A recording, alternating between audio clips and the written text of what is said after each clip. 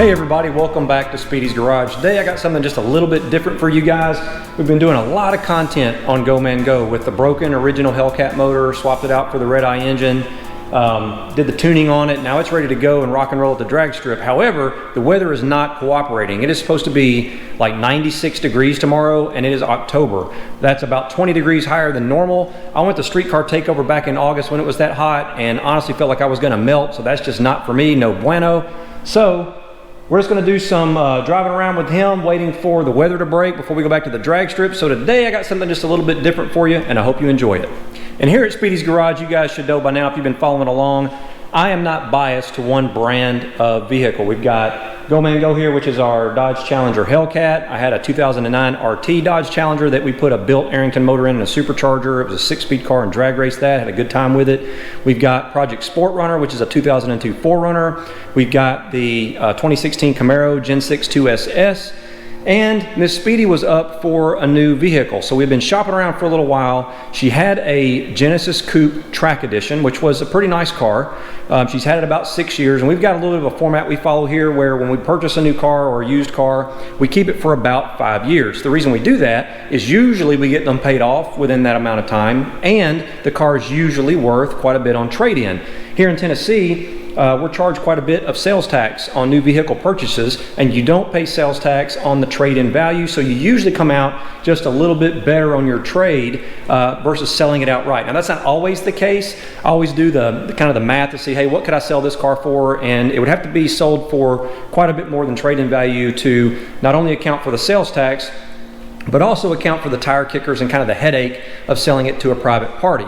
Luckily, I have a really good contact named Lee Brown. He's at Baxter Auto. We bought the Hellcat from him. I bought the Camaro from him. And anytime we're shopping for a new car, we reach out to him, and I'll list his information here if you're looking for something. Super, super easy to deal with. I'm not exaggerating. 2 emails and a phone call. That's literally all it's ever been on the Hellcat, the Camaro, and now Mrs. Speedy's new car, which is what I'm going to tell you about today. And since I had had so much luck with the Project Sport Runner 2002 Toyota 4Runner that I've had for almost 18 years, I had been kind of steering her towards maybe looking at a Lexus, something like an RC350. However, we went down and test drove one, and we were trying to find one that was gently used, like a lease turn-in, one with a good service history. On those types of cars that are pretty pricey, brand new off the showroom floor, they depreciate quite a bit as well. And so if you can find one that's a year or so old, come out pretty good actually. You can get a whole lot more car for the money. So we went down and we test drove one, and the outside she really liked, and I did too. It's very sporty looking. It was a Lexus, which you know is a good car.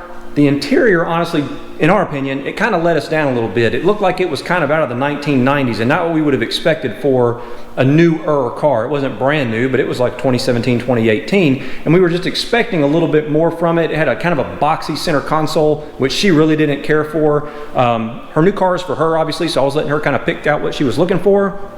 And some of our friends recommended, hey, if you were looking at an RC350, you should check out an Infiniti Q60. So we went down and test drove one of those, and she loved it. It was a 2018, I think, was the year model that we drove. I was pretty impressed with the interior on it. The one we drove was a Sport Edition. It turns out they have a couple of different models. I was steering her towards the Sport, you know, for obvious reasons. She ended up liking it, had some good brakes on it, but they also have what's known as a Red Sport. So I reached out to Lee, and I said, hey, we're looking for an Infiniti Q60, recent, couple-of-year-old, low mileage. We happen to have anything? And he said, yeah, let me get right back to you. So about a day later, he emails me back pictures of one.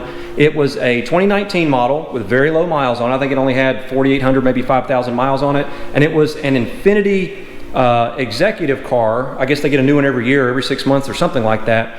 And they had actually got it from a local dealership here in town. The Nissan plant is close by, and the corporate headquarters is also close by. And so, oddly enough, the car had actually come from this area. Now, I've got a copy of the window sticker here, and I'm not even going to bother trying to read this to you. Whoever spec'd this car, they literally checked every single box. So the particular one that she got is a Red Sport 400, which means it has 400 horsepower. It's a V6 twin turbo. It has a sunroof. It has a carbon fiber package. It's got the sport brakes. It's got sport seats. It's got every bell and whistle you can imagine. Obviously, it has all the Bluetooth connectivity, heated steering wheel, heated seats, leather seats, footwell lighting, the little Infiniti door strip panels that light up. It's even got some kind of courtesy lighting when you're walking up to the car. It looks like the underneath the car glows. So a lot of stuff that if we had bought the car brand new, we wouldn't have ticked those boxes, because honestly, some of these options get pretty expensive. Like for example, the carbon fiber package, it was $2,300. That to me is crazy. There's a Pro Assist package, which I think it has some lane avoidance and blind spot warning. A proactive package, which was almost $3,000, and I think that's the intelligent cruise control and all that stuff. So I'm not big into those things, but having found a very gently used car with all these options on it meant she could get a whole lot of car for a really good price. What do you think? I love it. Pretty nice. It's pretty cool how I'd actually show you an aerial view of the whole car and where it is. I guess it has camera on the front, camera in the back, and then camera on each side mirror to do that. And then obviously the car is just a computer generated graphic. That's still kind of neat. It's got two screens. One's kind of a navigation, and you can have it split and show a bunch of other stuff. We got it on fuel economy right now, and the car's getting like 27 miles per gallon. That's not bad for 400 horsepower. And then it's got this other screen down here. I'm not really sure on the two screens. I mean, it seems like kind of overkill, but whatever. That's what it came with. There's like apps and stuff down here. Some Infiniti apps. It looks like it's transmitting some data to Infiniti, which we're going to turn that off. I don't want it transmitting any data, so we'll get rid of that. It's got a compass and stuff, which is kind of cool. So a couple of different things you can do there. Go back. Clock. That's what that looks like. Okay. So yeah, I guess this is just kind of some random information you can pick. I was told there might be gauges in here somewhere. We need to try to find that. So we gotta find the gauges. That's that lane departure stuff I was telling you guys about. We might end up turning this stuff off, depending on how intrusive it is. I want to be in control of the car, and I'm sure Miss Speedy does too. We don't want the car trying to drive itself. I found the gauges, and that's what they look like. It tells you fuel economy, fuel consumption, fuel flow. No idea what that means. Let's see what else it has. Oh wow. Cornering G's, compass, steering angle. Pretty neat, actually. It's got quite a bit of technology built into it. 12-volt plug, and then some kind of little weird cubby hole. I don't know what you put in there. It's not very big, but it has that down there too that's hidden by that door. Glove box isn't super huge. It's just big enough for the owner's manuals. That's about all it's going to fit in there. Maybe a little bit of something over here. So it won't even close that way, so we're going to flip it around like that. There we go. And then it's got some cubbies on each side of the door. The nice thing is though, is it does have some drink holders for the rear passengers, and the back seat is actually big enough for an adult to sit in, even though it's a two-door car, so that actually turned out pretty good. It's got a drive mode selector button here, and when you push it, it brings up a menu. You can go to snow. You can set personal settings, so like if you want the suspension to be sport, but you want the steering to be standard, or touring is what I like to call it, you can do that. Sport Plus, which kind of beefs up the transmission and the suspension quite a bit. Regular sport, standard, and it's got an eco mode, which gives it pretty good gas mileage, but it does weird things with the throttle. Like it won't let you push the throttle all the way down and some stuff like that. So we're probably just going to leave it in standard most of the time, and then obviously when I drive it, we're going to be in Sport Plus. Yeah, right.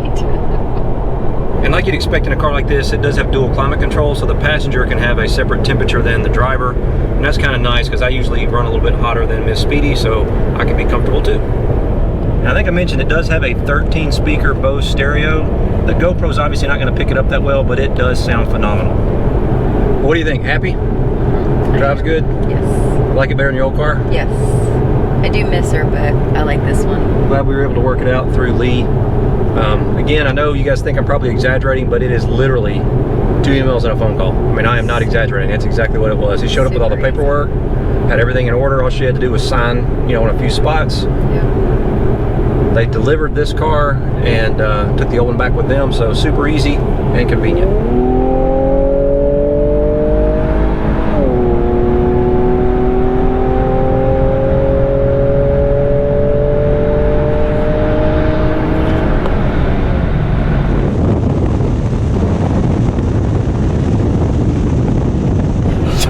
So it actually picks up pretty good. Quiet though, it's so quiet. So we're really happy with the car. The only complaint that we have is for a 400 horsepower car, I would have expected to hear a little bit more exhaust noise at wide open throttle and maybe some intake sound as well. But Infiniti have deadened the cab so much that you barely hear anything. Maybe just a hint of the engine at wide open throttle, but it's when the car fires up and when you're going down the highway, you can barely hear it. I would think cruising, quiet, great.